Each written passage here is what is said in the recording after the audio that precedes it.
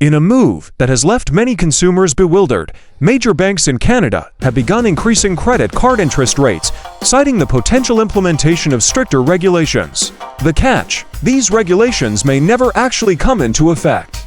The bank's decision to raise interest rates appears to be a preemptive measure aimed at mitigating potential losses in the event that stricter regulations are indeed introduced.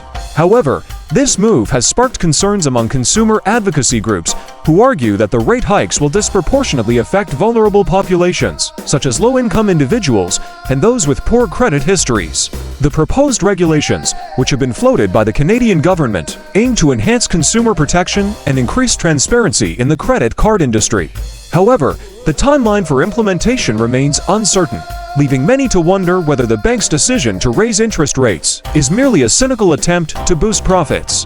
The impact of the rate hikes on consumers will be significant.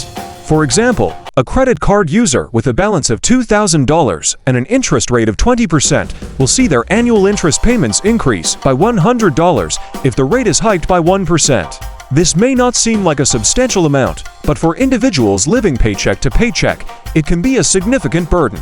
In response to the rate hikes, consumer advocacy groups are urging the government to take a closer look at the credit card industry and to consider implementing stricter regulations to protect consumers. They argue that the bank's decision to raise interest rates in anticipation of regulation is a clear indication that the industry is in need of greater oversight.